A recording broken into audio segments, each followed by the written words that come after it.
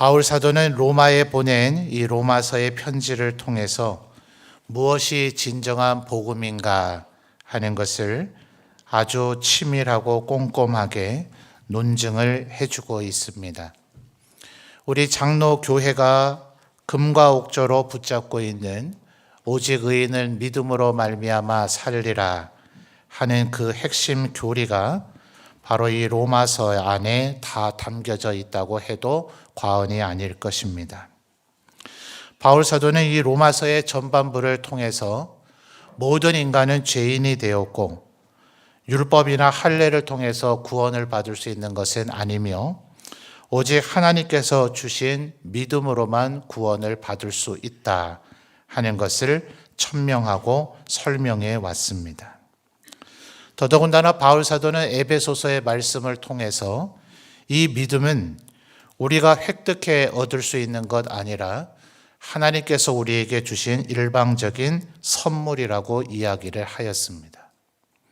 그러다 보니 어떤 이들에게는 하나님께서 창세전에 우리를 예정하시고 또 우리를 대신하여 십자가의 대속의 죽음으로 죄 사함을 우리에게 주시고 또한 믿음도 우리에게 선물로 주신다 하니 우리가 할 수 있는 것은 아무것도 없는 것이 아닌가.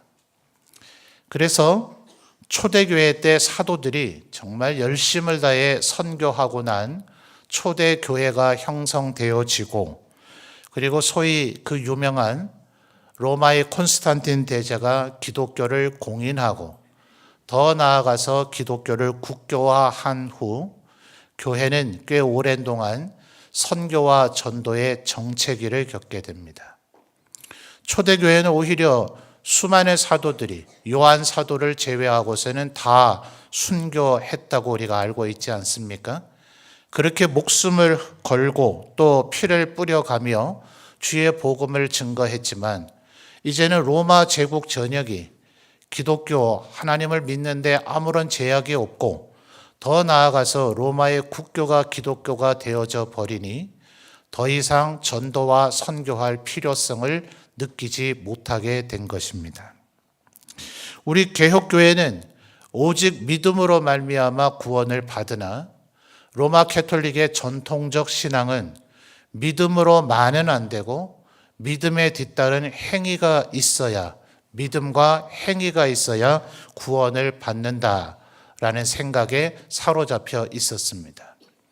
그러다 보니 교회사적으로 보면 종교개혁의 시기가 일어나고 난 이후 로마 캐톨릭 입장에서는 어떻겠습니까? 유럽의 로마 제국과 그 후예들 전체가 기독교 사회였고 기독교였었는데 종교개혁의 무리들, 특별히 북유럽을 중심으로 한 종교개혁의 무리들이 로마 캐톨릭에서 분리돼 나가니 로마 캐톨릭의 입장에서 볼 때는 기독교권에 상당한 손실을 가져온 겁니다. 그래서 중세 이후에 소위 근대적 선교 행위는 그 디테일한 내용이 과연 성경적으로 옳았는가, 하나님 보시기에 바랐는가, 이런 것은 조금 차치해 놓고라도 오히려 중세 이후의 근세적 선교와 전도는 로마 캐톨릭에서 더 반동적으로 일어납니다. 애초부터 그들이 교리를 수정할 생각은 없었지만 왜 교회가 쪼갈라져서 개혁교회란 무리들이 우리에게 이탈해져 갔는가? 그러니 그들은 상대적으로 상당한 상실감을 갖게 된 거죠.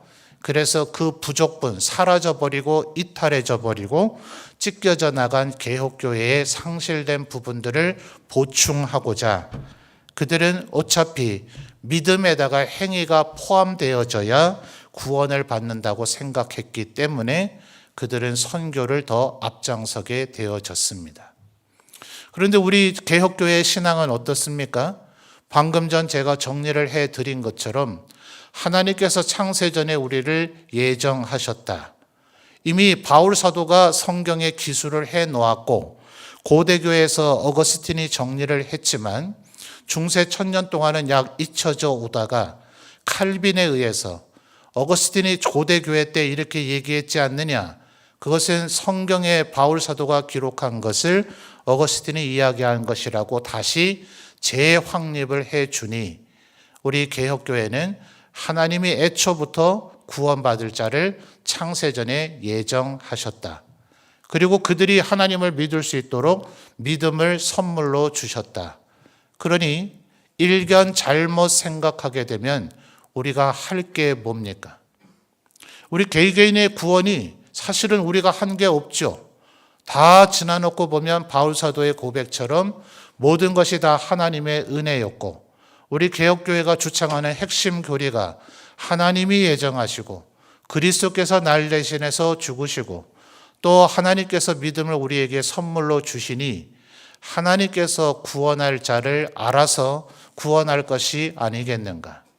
하나님께서 애초부터 창세전에 예정하셨고 그분의 계획에는 조금도 실패함이 없고 하나님은 틀림이 없으시니 하나님께서 우리가 아무 일을 하지 않아도 알아서 구원하실 것이 아니겠는가 하는 교리적 망각 속에 빠져들게 되어졌습니다. 말하자면 오늘 우리가 살펴본 이 로마서 10장의 말씀을 우리 개혁교회 선조들이 조금 간과한 것이죠. 그러나 바울사도는 이미 말씀 가운데서 이렇게 이야기했습니다. 10절에서 뭐라고 얘기합니까? 그런즉 그들이 믿지 아니하는 일을 어찌 부르겠으며 또 듣지도 못한 일을 어찌 믿으리요? 또 전파하는 자가 없이 어찌 들으리요? 보내심을 받지 아니하였으면 어찌 전파하리요? 라는 표현이 있었다는 것을 망각해 버린 것입니다. 자, 그렇다면 구원은 전도에 의해서 이루어지는가? 구원은 선교에 의해서 이루어지는가? 그런데 왜 사도께서는 오직 믿음으로 말미암아 구원을 받는다고 이야기했을까요? 우리의 종교개혁의 선조들이 착각을 했던 것처럼 오직 믿음으로 구원을 받고 그것은 하나님이 창세전에 예정한 사람에 의해서 믿음이 선물로 주어진 결과로 구원받게 된다면 우리가 아무것도 할 것이 없다고 생각한 그 생각. 그런데 지금 14절부터의 말씀은 분명히 누군가는 가서 전해야 되고 전할 때에야만 듣게 되어지고 들어야만 믿음에 이르게 되고 그리고 그 믿음에 이른 사람이 입으로 시인해서 13절에 누구든지 주의 이름을 부르는 자는 구원을 받는다. 단순히 귀에 들려지는 것, 귓가에 울리는 소리로만 되는 게 아니라 귀로 들려진 그 복음이 10절에서 그렇게 표현하지 않습니까? 10절 사람이 마음으로 믿어 의에 이르고 입으로 시인하여 구원에 이른다. 그러니 단순히 들음만이 아니라 바울사도는 이것에서 다시 세분화해서 얘기하고 있는데 귀에 들려져서 마음으로 믿어진 것이 입으로 시인할 때 그가 진정한 믿음을 소유한 자라고 말할 수 있다는 거죠. 그렇다면 오늘 우리가 로마서 10장에서 읽은 말씀으로만 본다면 들음으로 구원을 받는다든지 복음을 전함으로 구원받는다고 오히려 말했어야 맞는 것 아니냐 하는 겁니다. 그래서 16절에서 사도께서는 이사야 선지서의 말씀을 인용합니다. 16절 하반절에 뭐라 그러죠? 주여 우리가 전한 것을 누가 믿었나이까? 그 이사야 선지자가 예언한 말씀을 가지고 바울사도가 논평하기를 16절 상반절에서 뭐라고 얘기합니까? 그들이 다 복음을 순종하지 아니하였도다. 자, 여기서 말하고 있는 사람들은 그들이라, 16절에서 말하는 그들이라 하는 것은 구약시대의 성도들을 이야기합니다. 편의상 우리가 17절까지만 읽었습니다만 18절 이하로부터 20절까지의 말씀이 그것을 보충 부연 설명해 주고 있습니다. 구약시대에 하나님께서는 모세에게 율법을 주시고 십계명을 주셨고 그리고 그 이후에 우리가 구약 성경 전체를 이루고 있다 해도 과언이 아닌 선지자들을 얼마나 많이 보내셔서 하나님의 말씀을 전하셨습니까? 그러니 그 하나님의 말씀이 바로 복음인 거죠. 복음이 전해졌다고 해서 그것을 들은 모든 사람들이 다 믿음에 이르는 것은 아니더라 하는 겁니다. 그러니 예수님께서 뭐라 그러셨죠? 들을 귀 있는 자는 들으라 하셨죠. 그러니 모두 다 듣는다고 해서 구원을 받는 것은 아니고 똑같은 자리에서 똑같은 하나님의 말씀을 똑같은 사람에게 들었지만 누군가는 데려감을 받고 누군가는 버려둠을 당하고 누군가는 그 말씀으로 인하여 믿음이 생겨지지만 누군가는 믿음이 생겨지지 않는 그 말씀이 마치 예수님의 비유에서처럼 길가 밭처럼 말씀이 들리기는 했지만 사탄이 새와 같이 그 말씀의 씨앗을 금방 쪼아먹어 사라져버리므로 전혀 들은 효과가 믿음이 생겨지지 않는 가운데 있더라 하는 겁니다. 그러니 이 양자를 우리 개혁교회는 새롭게 각인하게 된 것입니다. 믿음으로 구원을 받게 되지만 그 믿음이 우리가 아무것도 안 한다고 해서 저절로 생겨지는 것은 아니고 누군가는 끊임없이 선교지로 전도지로 복음을 들고 나아가야 되고 누구는 끊임없이 하나님의 말씀을 선포하고 말해야 되지만 듣는다고 해서 다 믿음이 생기는 것 아니고 성경 말씀을 읽는다고 해서 다 깨닫게 되는 것도 아니니 하나님께서 역사하시는 믿음, 하나님께서 주시는 그 믿음으로 말미암아 누군가는 구원에 이르게 되더라 하는 것입니다. 그러니 우리들이 어찌해야 되겠습니까? 그래서 사도께서는 다른 그의 서신에서 말하기를 기회를 얻든지 못 얻든지 또 우리의 상대방이 듣든지 아니 듣든지 우리는 끊임없이 복음을 전할 때 그 들은 사람들 가운데서 하나님이 창세전에 예정하신 자들에게 믿음이 생겨지게 된다 하는 것입니다. 그러니 우리는 모릅니다. 누가 창세전에 하나님께서 예정하셨는지 또 언제의 말씀이 우리의 심령의 역사에서 우리에게 믿음이 생겨지게 만들고 그 믿음이 반석과 같이 견고해지게 만들고 우리의 믿음이 더욱더 성숙해서 하나님의 군사가 되도록 만들어 줄지 우리는 알지 못합니다. 그러니 끊임없이 저와 같은 목회자들이나 또 먼저 믿은 자 된 여러분들께서는 기회를 얻든지 못 얻든지 그리고 듣든지 아니 듣든지 어찌하든지 기회를 억지로라도 만들어서 바울 사도가 말하듯이 세월을 아끼라 그 말은 세월을 돈을 주고서라도 사라 조금 더 쉽게 의역을 한다면 기회가 생기도록 만들어라. 그러니 우리도 우리의 일상의 삶을 살아야 되겠지만 진정한 하나님의 백성이 끊임없이 꾀해야 되는 것은 내 가정의 삶을 살면서 내 직장의 삶을 살면서도 어찌하든지 누구에게라도 주의 복음을 증거하실 것인가 언제나 그것을 생각하며 살아가는 삶의 자세가 바로 선교적인 삶이다 하는 것입니다. 어쩌면 우리 한국교회는 하나님께서 엄청난 축복을 주셔서 전 국민의 기독교화 인구의 비율로만 본다면 선교학적으로는 아직 우리는 선교지입니다. 우리나라의 최대치라고 봤을 때가 25%입니다. 지금은 전국 평균으로 해도 10%도 안 된다고 합니다. 예수 믿는 사람이 10% 안 된다면 이 나라는 선교지입니다. 그런데 우리나라는 기이하게도 전 세계에서 두 번째로 인구 대비로 하면 전 세계에서 제일 많은 선교사를 보내고 있습니다. 이 얼마나 감사한 축복을 우리가 받고 있는 것입니까? 그러니 우리들이 이 역전현상이 일어나게 되어지자 우리는 어느 사이엔가 선교지를 가야만 선교가 아닌가 하는 생각을 하고 있는 것 같아요. 여러분 예수님 다시 오실 그날이 언제인지 알지 못하니 예수님 다시 오실 때까지 우리가 이 선교를 끝까지 감당해야 되지 않겠습니까? 그렇다면 누군가 믿음이 있는 사람이 있을 때 15절에서 얘기한 것처럼 누군가를 보내게 될 겁니다. 그러니 일단 이 모 교회, 우리 한국에 있는 교회, 겨우 10%도 안 되는 그리스도인들밖에 없는 우리들의 이 교회가 굳건히 서 있어야 선교를 지속적으로 할 수 있는 것이죠.